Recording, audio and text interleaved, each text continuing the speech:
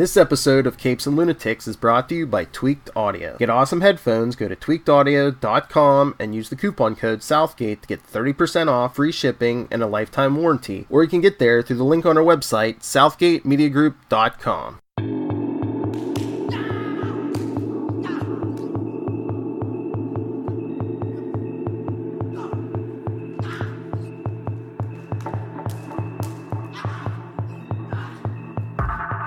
What is the sound of one hand clapping?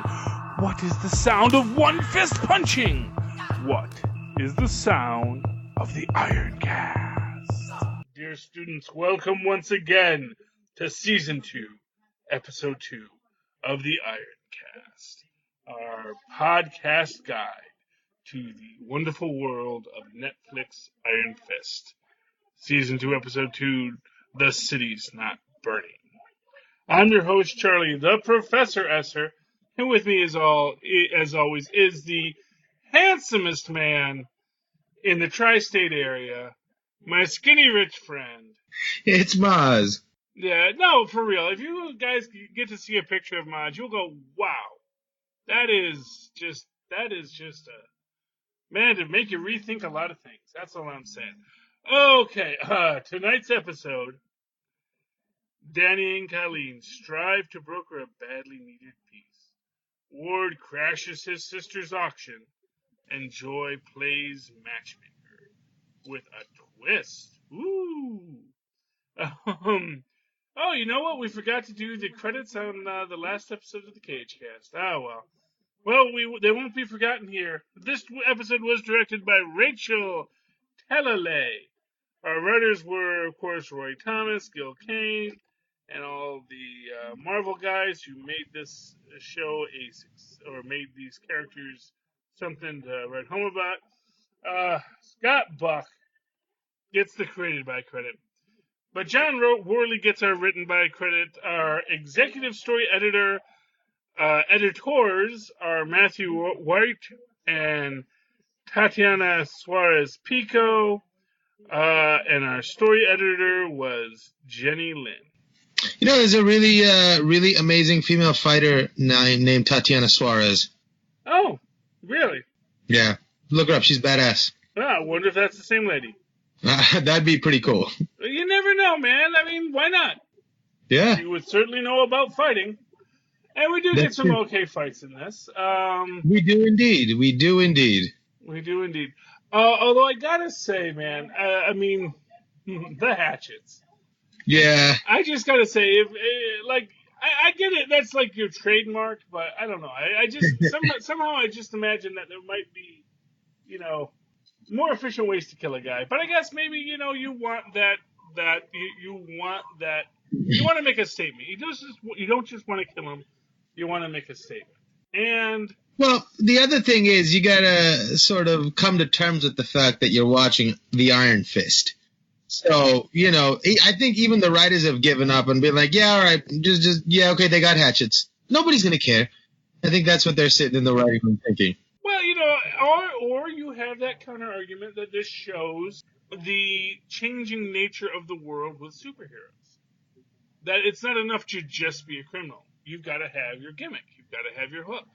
And you've got to have your way to make yourself known because there was one of the best things I liked about the Watchmen movie was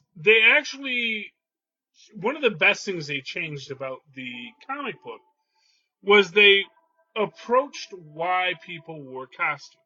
And originally it was just that, basically, in keeping with Alan Moore's thing, sex fetishists got dressed up to go get beat up or to beat up people. That was always his thing.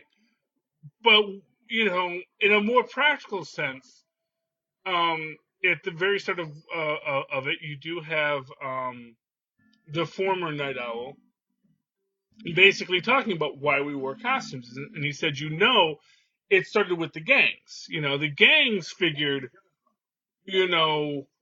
if you're just some hoodlums running a protection racket, nobody's afraid of you. But if suddenly you're the red ghost and you have all these mystical powers that people aren't quite sure of, suddenly having costumes and having a theme was a method of exerting power and dominance over your competitors. Yeah, but also have guns. Because people feared you. Well, yeah, here's what I'll tell you. I'm sure the Hatchets use guns all the time. But the fact of the matter is that, especially in this moment, they want to send a message. Right. They want to send a message. They want you to know that this was a Hatchet killing. Because the whole point is to draw out the golden tigers. You know. Right, but like in the other battle scenes, they're all just fighting with axes too, and it's just like, come on, nobody has a gun. Nobody has a gun. You're gangsters, right? Well, but then again, maybe there's that idea that guns make a lot of noise.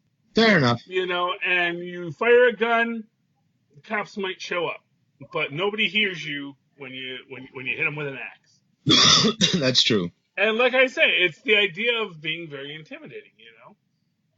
I'll buy that. And yeah, because what you can say is guns are commonplaces. A guy pulls a gun on you, you pull a gun on him. Yeah. Guys come at you with the hatchets, and you may not well, wait, now what am I supposed to do? You can pull your gun on him, but then he's still running towards you with that hatchet, and it's freaking you out. So that's the hatchets for you. But that's just the start of this. We see Danny run into Mary again, and Mary is very, very, very, very mentally ill. Yes. No, she's totally the one that planted the box for. Oh, you think so? I think so. It certainly seems that way. She seems really interested in her. Well, she seems interested in Danny. Yeah, but by extension, her too. I think either Dan needs an excuse to get to her, or she's interested in her because of Danny or something, but there's something more there. I think she planted that box. Okay, I mean, it's an interesting theory. I have not watched ahead, so I have no idea. It could be 100% true. I would not have thought that. I basically think the box is a separate MacGuffin. I think it's going to open up a different story. And maybe not. I honestly think it's probably going to open up a story that's not going to get resolved this season. Oh, fair enough. Because I think it's the kind of universe building backstory kind of idea. But we'll have to see. We will have to see what they wind up doing. As it is right now, we do have Mary, who is very, very disturbed and clearly is dealing with, someone else in her head. And I still believe that they are doing something with her hair to try and I think it's just, I don't think that they're doing anything. I don't think they're coloring it, but I think that because she is a really nice strawberry blonde, that the director is seeing how you can light it differently and have her look more blonde or more redheaded by how you light her. And I do think that is meant to be an important thing. I think that when she goes dark red, when she goes full ginger, that's when she's crazy. A different personality? Yeah. Interesting. Oh yeah, well, I mean, clearly there's two different personalities. I mean, we see this, when she has her panic attack, and then, she goes to the bathroom, runs the water, and then all of a sudden, the other personality takes over. Huh. So I didn't catch that. That's interesting. Oh yeah. Well, since I know who Typhoid Mary is as a character, I know what to expect. Interesting. But I think that here's what I'll tell you. I don't know her that well. I just know that this is sort of a thing, is that she does have that split personality. But I do like how they're portraying it and how they're examining it. So I think it works out really nicely for her. That's cool. It's a different take on it. Yeah. Now, of course, we do have Davos and what's her name, Joy, teaming up here. And what's interesting with the Davos Joy team up is that they're both clearly not. I don't think that Davos enjoys working with Joy. Hmm. I don't think Joy enjoys working with Davos, but I think that they both sort of feel that basically working with the other is the compromise to get where they actually want to go. Right. But they both want to go somewhere. And actually, this is what I really want to talk about is Davos. Because I think that Davos's character in this is kind of a beautiful, sad story. Because you see, he is very much meant to be invoking what has become sort of this trope here in Marvel. We got it with Black Panther, and we got it with Bushmaster, of the guy denied his destiny. Right. Denied his destiny by evil men. But really, what I see with Davos is the exact opposite. That he was denied the destiny expressly because he was not the one that should get the destiny. Right. And I think that this is what's interesting in the battle, in the fight that we see for who will be the Iron Fist between Davos and Dany. And you'll see that every time Davos takes an advantage, it's because he's playing on Dany's compassion. Because when they first start fighting, Dany takes the advantage, and then Davos takes off his mask. So now Dany has to look at his friend's face. And then Davos presses that advantage. And in the end, when Davos is basically defeated, and he's just looking at Dany, to say, kill me. Because he knows Dany won't kill him. And he thinks that that's what's going to allow him to win, because he can force him to concede, because he will not kill his best friend just to be the Iron Fist. And he feels cheated because he felt that was the rule, it's to the death or to yield. I never yield, and I did not die, therefore I should have been the Iron Fist. But I think what his father is deciding there is that it is not so much that he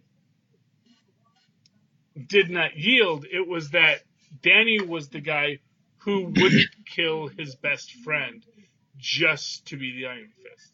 And that someone who would force his friend to try and kill him. Well, that's interesting. Does not deserve to be the Iron Fist. That basically the reason why Davos isn't the Iron Fist is because he lacked compassion.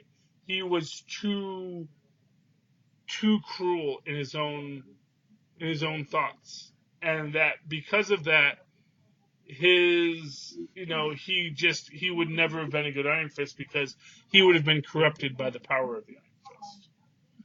And I think that is, if nothing else, what we see now with what is happening with his story, with Joy, both in his own corruption. He is going to violate his standards of bodily purity because it is to his advantage. Right. And then when he faces the news that in order to maintain peace, he will not get this thing he is searching for. Right. And, he says, that you do it for peace makes me honored to know you. And then he goes and, gives the guy a stroke. Yeah. And it is such a statement that, again, I honor peace and I respect that, but still, I need to get what I need to get. Right. I need what's mine. And, again, this is why he was never really deserving of the Iron Fist. I'm surprised he isn't able to see that. Well, of course you can't see it, because he is so obsessed with it, If you're obsessed with it, you're never going to see what is right in front of you, because you don't want to see it.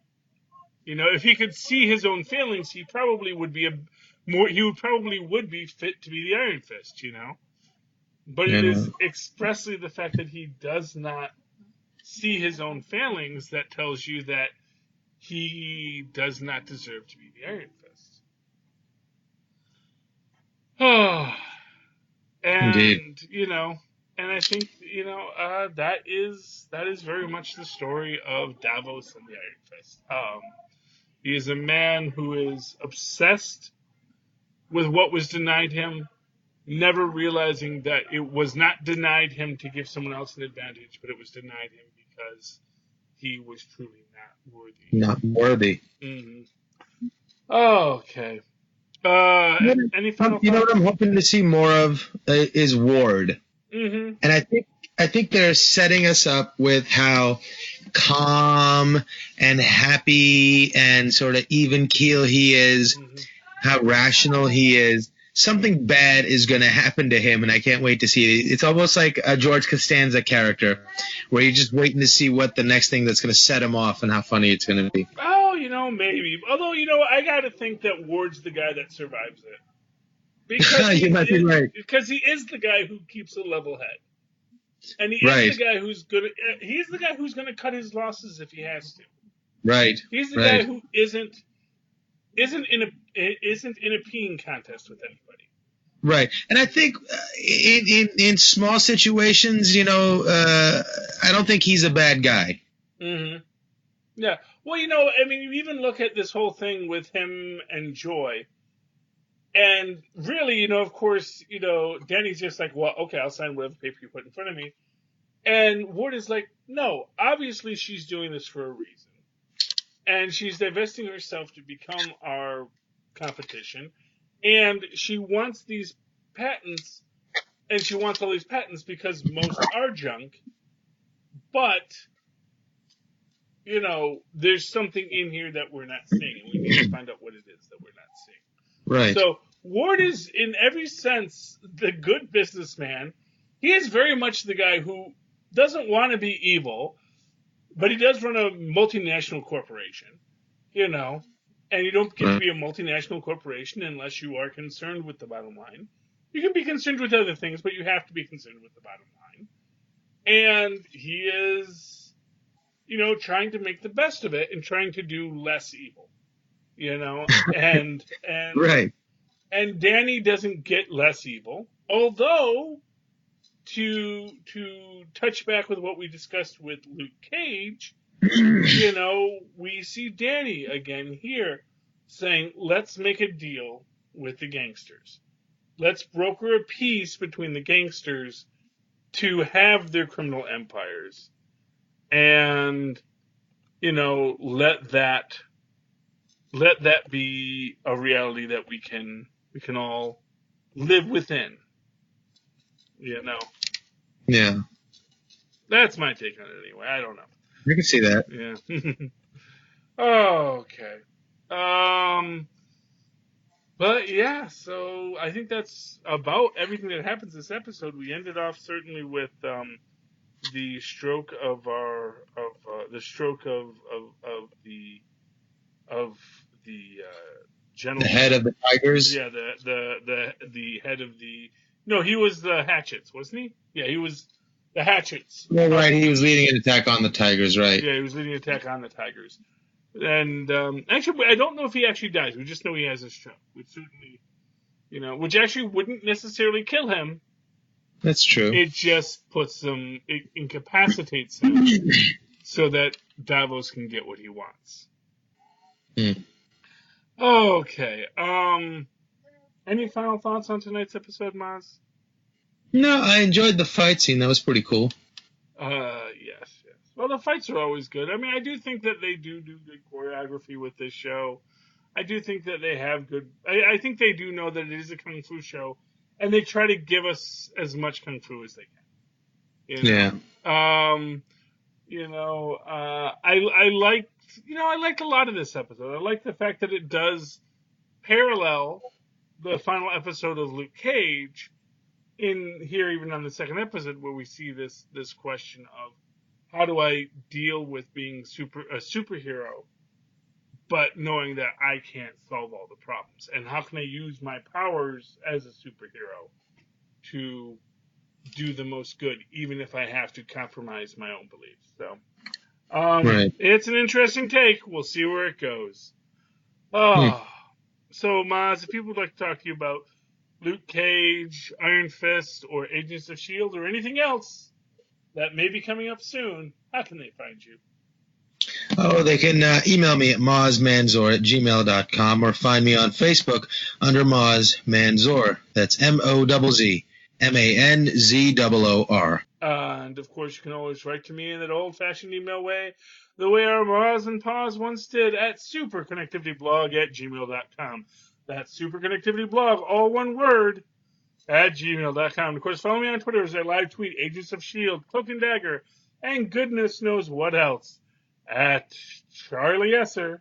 That's CharlieEsser. Look for the two E's in the middle for quality. Thank you for listening to us once again, dear listener. As you walk upon the iron path towards the Iron Fist, know that it is not a path to a door, but a road that leads forever into the horizon. Goodness.